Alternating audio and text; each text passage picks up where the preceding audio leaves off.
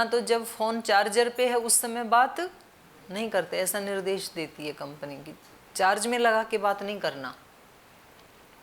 तो इस कक्षा में जब बैठे हैं तो ये चार्जिंग हो रही है, तो चार्जिंग करते समय कोई दूसरा विचार मन में नहीं लाना चाहिए।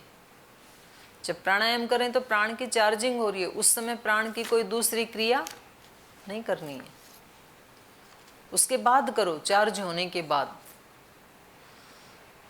मन की क्रिया चार्ज होने के बाद करना, फिर इस समय चार्ज होने दो। तो मन को कैसे बिठाना है कक्षा में फिर चार्जिंग के समय? शांत, एकाग्र, समाहित चित्त होकर के। जितना आप प्रशांत होकर के बैठेंगे, जितने आप एकाग्र होकर के बैठेंगे, जितना आप इस कक्षा में समाहित चित्त होकर के बैठेंगे, उतना ही आप फुल चार्ज होकर के बाहर निकलेंगे। फिर आप काम करना पूरे दिन भर, चार्जिंग पूरी होनी चाहिए। और हम किसी दूसरे व्यक्ति को धोखा दे सकते हैं, अपने मन को धोखा नहीं दे सकते हैं। मन तो बताएगा मैं कितना चार्ज हुआ और कितना अभी डिस्चार्ज हूँ। तो एक गीत है ना, तोरा मन दर्पण कहलाए, शीशा है उसमें चित्र दिखेगा। मन खराब नहीं है, मन बहुत बड़ा साधन है हमारे लिए। तोरा मन दर्पण कहलाए, तोरा मन दर्पण कहलाए, भले बुरे सारे कर्मों को देखे और दिखाए, तोरा मन दर्पण कहलाए, तोरा मन दर्पण कहलाए। मन ही देवता, मन ही ईश्वर, मन से बड़ा न कोई। मन उजियारा जब जब फैले, जग उजियारा। इस उजले दर्पण पर कोई धूल न जमने पाए, तोरा मन दर्पण कहलाए, तोरा मन दर्पण कहलाए।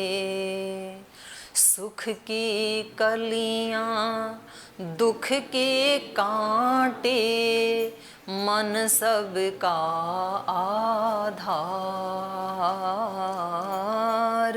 सुख की कलियाँ दुख के कांटे, मन सबका आधार।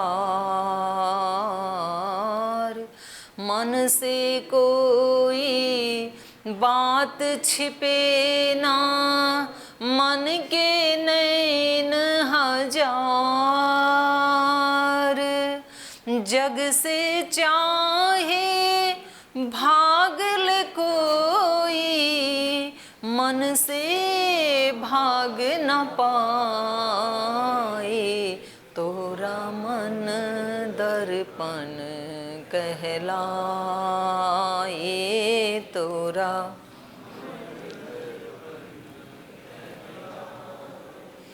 तन की दौलत ढलती छाया, मन का धन अनमोल। तन की दौलत ढलती छाया, मन का धन अनमोल। तन के कारण मन के धन को माटी में ना रोल। मन की कदर भुलाने वाला हीरा गवाए, तोरा मन दर्पण कहलाए, तोरा मन दर्पण कहलाए। तो ये मन ही क्या है? शीशा है, ये दर्पण है। और जब जैसे जैसे मन में उजियारा फैलता है तो सारा जगत ही उजला दिखता है। फिर उसमें सारे में प्रकाश ही प्रकाश, असतो मां सद्गमय जो हम कहते हैं। तो हमारे मन में जब प्रकाश की वृद्धि होगी तो जग भी हमें कैसे लगता है? सुखदायी। और जिस समय सारा जगत हमें धोखेबाज लगे, बेईमान लगे, दुखदाई लगे, बिल्कुल अंधकार से युक्त लगे, तो समझना कि कहीं ना कहीं मन में भी अंधकार है। तो पहले इधर वाले को तो साफ कर लेना। हो सकता है वहाँ भी हो अंधेरा, ऐसा नहीं है। हमारा मन साफ हो गया तो ये नहीं है कि सारा जगत में ही साफ हो गया, ऐसा नहीं है। ऐसा होता तो फिर एक ऋषि ने अपने मन को साफ किया तो सारा जगत साफ हो जाता। लेकिन हमें वो अंधकार दिखेगा नहीं, हमारे लिए वो होते हुए भी ना जैसे रहेगा। जो व्यक्ति कृतकृत्य हो गया उसके लिए संसार होते हुए भी कैसे हो जाता है? प्रलय जैसे हो जाता है। उसके लिए तो होते हुए भी नहीं रहता है। तो जैसे जैसे मन की पवित्रता बढ़ेगी, मन की चार्जिंग बढ़ेगी, ये सारे ग्रंथ मन को चार्ज करने वाले हैं, मन को उजला करने वाले हैं।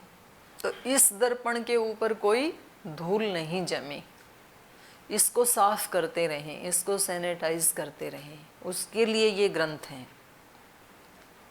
कोई व्यक्ति सुखी है, दुखी है, सुख की कलियां, दुख के कांटे, मन सब का आधार। कोई व्यक्ति सुखी है तो क्यों सुखी है? क्योंकि उसने अपने मन को चार्ज कर रखा है, तो दुख बनने ही नहीं दे रहा अपने मन में। कोई व्यक्ति सुखी है तो उसने अपने मन को चार्ज कर रखा है। कोई व्यक्ति दुखी है तो इसका मतलब उसका आधार क्या है? मन। उसने मन की चार्जिंग नहीं की। मोबाइल में लाइट नहीं आ रही, अंधेरा है, डेड हो गया है, काम नहीं कर रहा है, इसका मतलब क्या है? चार्ज नहीं है। तो दोबारा प्रकाश युक्त करना है, मोबाइल को काम करने योग्य बनाना है, तो क्या करना है? चार्जर पे लगाना है। शिकायत थोड़ी करनी है कंपनी वालों की, ऐसा बना के दे दिया कि अब ये कुछ काम नहीं कर रहा है। कंपनी वाले ने तो ठीक ही बनाया था, तू चार्ज कर ले, इसका विधान है रोज चार्ज करने का। तो इसलिए कभी कभी लोग भगवान को भी दोष देते हैं, भगवान ने ये सब मोह माया फैला दी, ये सृष्टि बना दी है, हमारे को डाल दिया है झंझट में, फंसा दिया है। भगवान ने तो अच्छा ही बनाया था, अभी आप चार्ज कर लो इसको तो आनंद आने लगेगा। सुख की कलियां, दुख के कांटे, मन सब का आधार।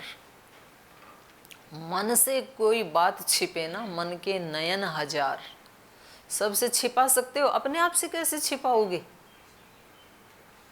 जो भी आप दोष करेंगे, पाप करेंगे, उल्टा सोचेंगे, उल्टी भावना रखेंगे, उल्टा पलटा आत्मसंवाद चलता रहेगा, दूसरों से तो छिपा लोगे, अपने आप से कैसे छिपाओगे? और जब तक आपकी अपनी आत्मा आपका सम्मान नहीं कर रही है तो बाहर कौन कर देगा? सबसे निकट तो अपने आप स्वयं ही है ना। दूसरों को ब्लेम कर रहे हैं, ये भी मेरे साथ प्रेम नहीं करते हैं, ये भी मेरा सम्मान नहीं करते हैं, ये भी मेरे गुणों को नहीं जानते, तो खुद तो जान ले पहले। तो मन से कोई बात नहीं छिपा सकता, मन से कोई बात छिपे ना, मन के नयन हजार। जग से चाहे भाग ले कोई। तो यहाँ जितनी भी आत्माएं बैठी हैं, ये कुछ दो चार बहनों को छोड़ के ये तो अभी अपने घर गृहस्थी का काम देख रही हैं, लेकिन आधी तो ये भी भागली हैं, बाकी सारी भागी हुई आत्माएं हैं, जग से भागी हुई। जग से चाहे भाग ले कोई, मन से भाग ना पाए। घर से तो भागाए, अब अपने आप से कहाँ भागोगे? तो ये तो करना पड़ेगा अभी, मन को साफ सुथरा, उजला दर्पण। इसी को ही जो इस भजन में, इस गीत में मन की बात कह रहे हैं, ये ऋतंभरा प्रज्ञा की बात है। परमात्मा का या आत्मा का साक्षात्कार ऐसे चार्ज करते करते करते करते करते करते करते करते करते ही रहो, तो फिर बुद्धि निर्मल होते होते होते होते होते होते होते होते होते होते प्रकाश युक्त हो जाएगी। फिर ऋतंभरा प्रज्ञा, फिर उसमें प्रतिबिंब दिखाई देता है। कभी करते करते भी धूल आई, फिर उसको भी हटाना, फिर करते करते आई, उसको भी हटाना, हटाते ही जाना, करते ही जाना। और फिर व्यक्ति में एक बार वो पता लग जाता है ना, उसकी विधि का पता लग जाता है। अब जैसे जिसको पता है कि योगाभ्यास करने से रोग ठीक होते हैं, तो मान लो कभी 1-2 दिन उसने बीच में डिप मार दी, नहीं किया, प्रमाद कर दिया, और फिर उसको कहीं दर्द हो गया, शरीर में पेन हो गया, कहीं कोई छोटा मोटा रोग हो गया, अगले दिन फिर ठीक कर लेगा। कमर में दर्द हो गया, पेट में दर्द हो गया, तो कमर वाले योगाभ्यास कर लेगा, पेट वाले आसन कर लेगा, क्योंकि उसको पता चल गया ना अब ठीक कैसे होता है। तो वो फिर दूषित दवाइयों के कुचक्र में नहीं फंसेगा, वो निकल जाएगा। तो ऐसी ही बात मन की भी रोग की है। अगर कोई मन में कभी कोई रोग आ गया, कभी कोई तनाव आ गया, कोई निराशा आ गई, हताशा आ गई, उत्साह की कमी हो गई, मन दुखी हो गया, तो वो फिर चार्ज कर लेगा। फिर वो ब्लेम नहीं करेगा, वो क्या करेगा, वो एकांत में जाके बैठेगा, चुपचाप बैठ जाओ, कुछ नहीं करना पड़ता मोबाइल को चार्ज करने के लिए। बस चार्जर प्लग में लगा के और चार्जर में मोबाइल को ज्वाइन करके रख देना होता है, कुछ नहीं करना है। तो अपने आप को चार्ज करने के लिए क्या करना होता है, कुछ भी नहीं करना होता है। शांति से बिठा दो शरीर को और शांति से ही छोड़ दो शरीर, इसको, मन को, चुप बैठ जाओ 15 मिनट के लिए, कुछ नहीं करना। जैसे कि कोई पत्थर की मूर्ति बैठी है ना, ऐसे बैठ जाओ और मन को ऐसे स्टेबल कर दो कि जैसे रात को सो गए थे तो बस अब भी सो गए बैठे बैठे, ऐसे चुप कर दो उसको, अपने आप चार्ज हो जाएगा थोड़ी देर में, कुछ नहीं करना है। तो फिर ये जो चार्ज हुआ मन बुद्धि है, ये फिर हमारा ऋत्विक बन जाता है, पुरोहित बन जाता है, आगे ले जाने वाला बन जाता है। फिर हमारा यज्ञ फिर चल पड़ता है। लेकिन हमने शरीर की तो महिमा को जाना है, इसलिए शरीर को उजला करने के लिए कितने संसाधन अपनाते हैं। यहाँ रहने वाले हैं वो अलग संसाधन अपनाते हैं, जो संसार में रहने वाले हैं वो अलग संसाधन अपनाते हैं। तो कितनी तरह की हमने, जो आयुर्वेद को मानने वाले हैं वो कहीं एलोवेरा लगाते हैं, और क्या लगाते हैं, एलोवेरा ही लगाते हैं बस हैं, शहद, मुल्तानी मिट्टी, दूध, मलाई, दही, बेसन, नींबू, गुलाब, हैं, दूध की मलाई आ गई, और खीरा, टमाटर भी लगाते हैं। अच्छा, आँख के ऊपर आलू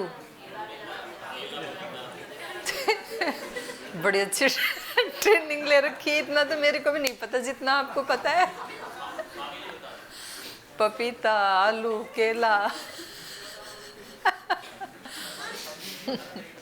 तो वो सब क्यों रगड़ते हैं, कोई दाग ना रह जाए, घिसने में लगे ही हुए हैं, सारे दाग छूट जाएं, क्योंकि बिना दाग वाला अच्छा लगता है शरीर, तो अच्छी बात है ना।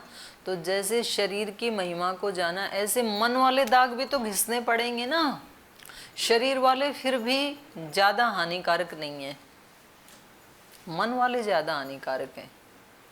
तो इसलिए कह रहे हैं, तन की दौलत ढलती छाया, कितने ही खीरे, टमाटर, पपीता रगड़ लो, शरीर बुढ़ा तो होगा।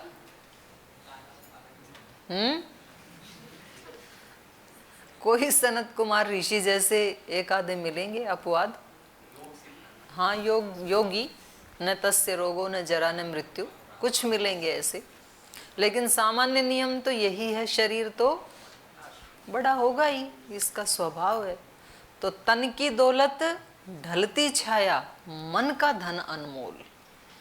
मन की जो कमाई कर ली वो अगले जीवन में साथ ही जाएगी, अगले जन्म में साथ जाएगी। सूक्ष्म शरीर तो तब तक साथ रहेगा ना जब तक मोक्ष ना हो जाए।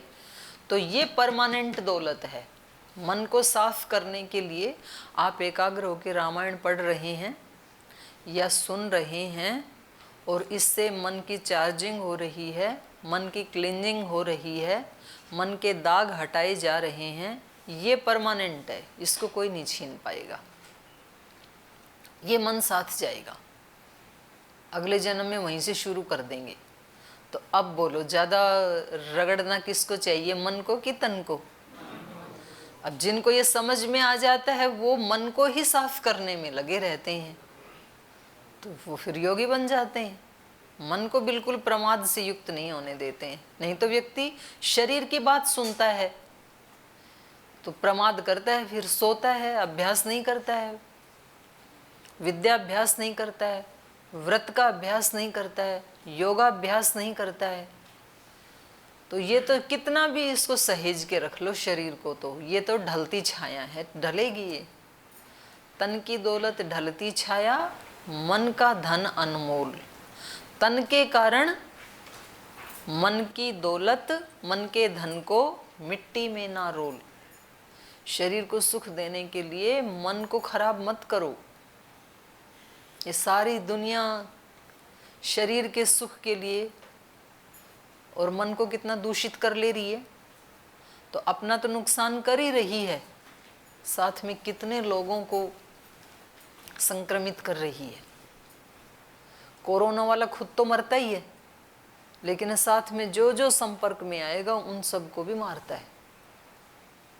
तो कोरोना से भी बुरी बीमारी है जिसका मन दूषित हो गया, जिसका मन गंदा हो गया, जिसका मन वासनाओं से युक्त हो गया, जिसका मन राग द्वेष घृणा आदि से युक्त हो गया। तो खुद तो मरेगा ही, लेकिन जो जो उसके संपर्क में आएगा सबको मारेगा।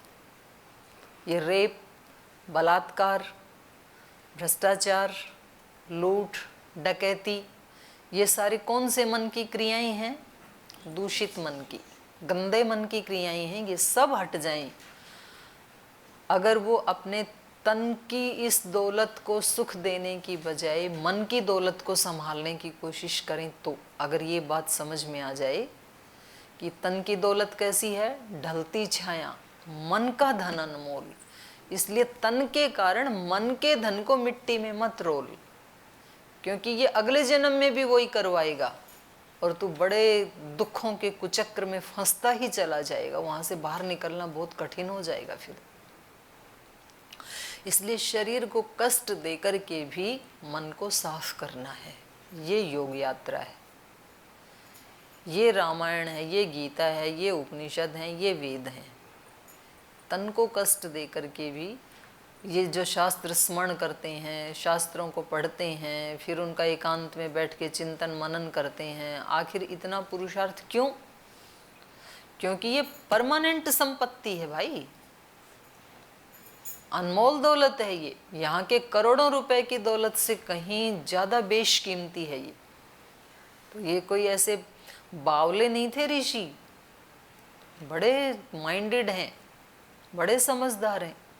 उनको पता है असली दौलत कौन सी है, और इसको भी उन्होंने ठुकराया नहीं। जिसके पास वो वाली दौलत है ये तो फिर उसकी छाया है, असली दौलत तो वही है जिसके पास मन की शक्ति है, जिसने अपने मन को जीत लिया, मन को साफ सुथरा कर लिया, तो बाहर की दौलत तो आएगी उसके पास। लोग तो लिए बैठे हैं, करोड़ों रुपए लिए बैठे हैं कि हमें कोई ऐसा गुरु मिले जो हमारे मन को शांत कर दे। उनके चरणों में हम करोड़ों रुपए चढ़ाने के लिए तैयार हैं।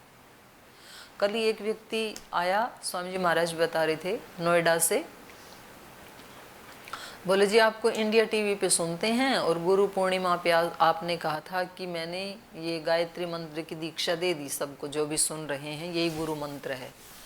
तो बोले बस उस दिन से हमने मान लिया और हम योग कर रहे हैं 3-4 महीने से, आपकी बातें सुन रहे हैं इंडिया टीवी पे, और आपको सुनते सुनते 3-4 महीने में जीवन की दिशा ही बदल गई। तो मैं 51 लाख रुपए लेके आया हूँ बस छोटी सी गुरु दक्षिणा देने के लिए, कल की बात है। तो जिसका अपने मन पे कंट्रोल है, ऐसे व्यक्ति को तो लोग ढूंढते हुए दौलत देने के लिए तैयार बैठे हैं, ढूंढते हैं कि कोई ऐसा तो मिले गुरु जो हमारे मन की दिशा को बदल सके, जिसने अपने मन को कंट्रोल में किया हो, वश में किया हो। उन लोगों की बहुत ज़रूरत है, इस संसार को भी ज़रूरत है, दूसरे विदेशों में भी बहुत ज़रूरत है, भगवान को भी बहुत ज़रूरत है, देवताओं को भी ज़रूरत है। देवता भी सम्मान करते हैं ऐसे व्यक्ति का।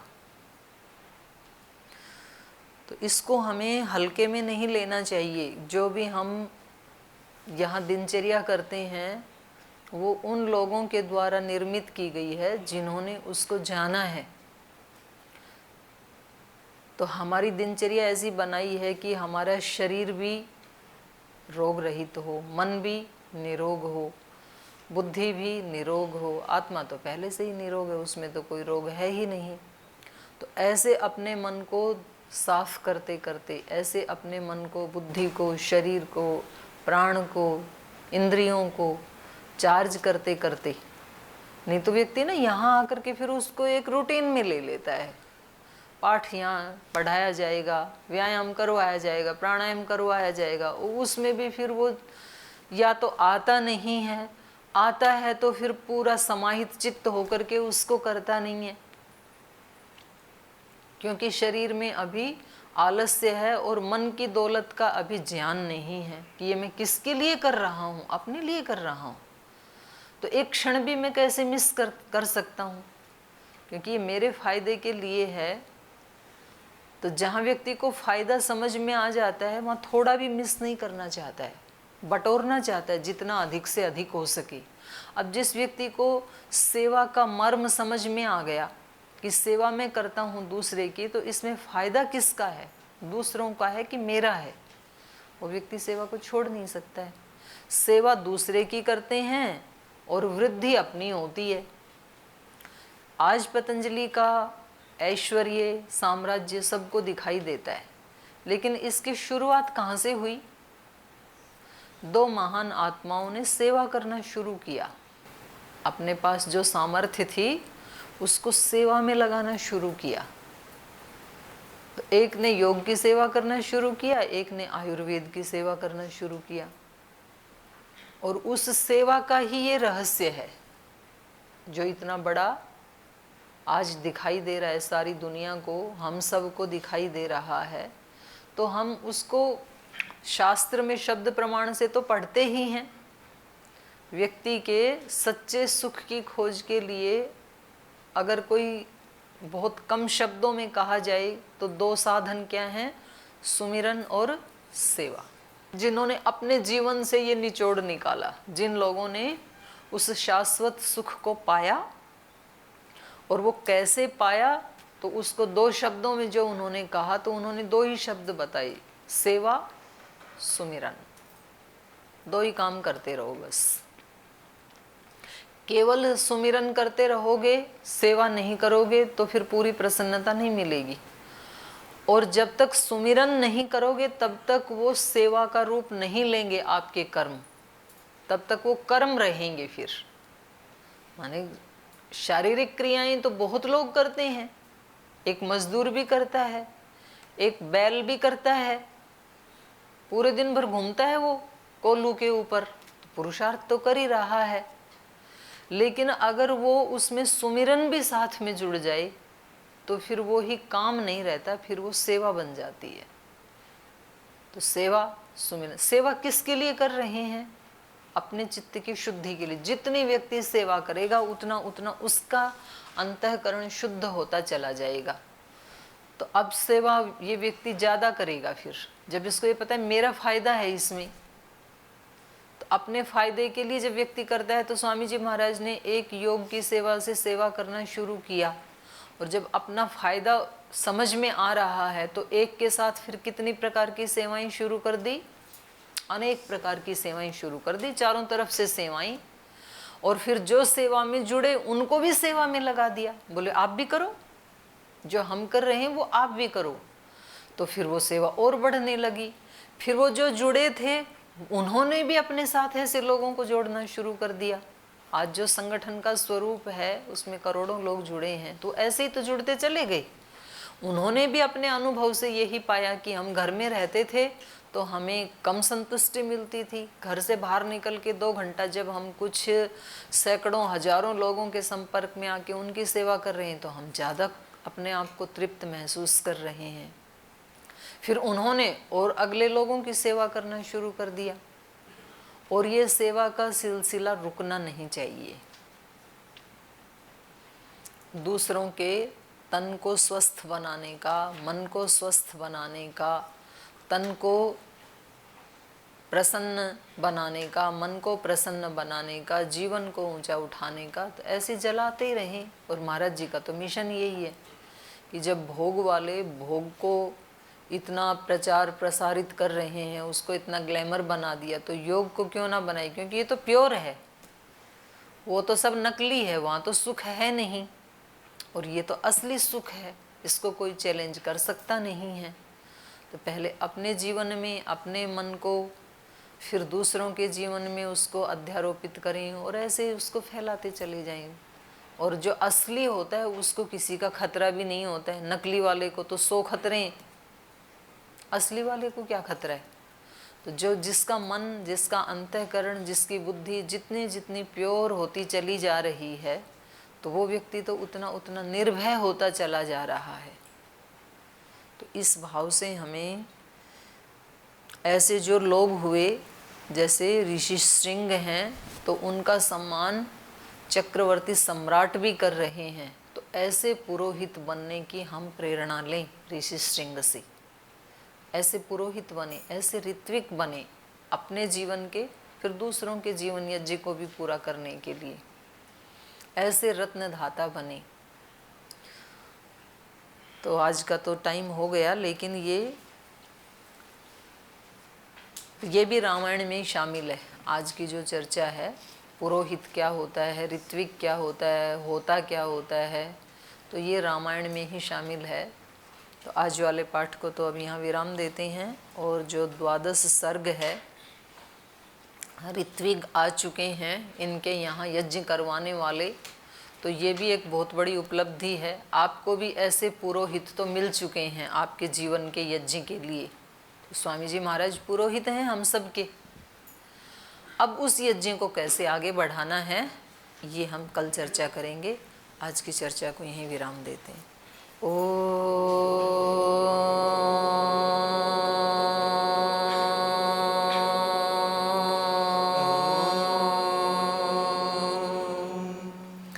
शांति शांति शांति। श्री गुरुभ्यो नमः। राम का गुणगान करिए, राम का गुणगान करिए। राम प्रभु की भद्रता का, सभ्यता का ध्यान धरिए, ध्यान धरिए। राम का गुणगान करिए, राम का गुणगान करिए। राम के गुण चिरंतन, राम के गुण चिरंतन। राम गुण सुमिरन रतन धन, राम गुण सुमिरन रतन धन। मनुजता को कर विभूषित, मनुज को धनवान करिए, ध्यान धरिए।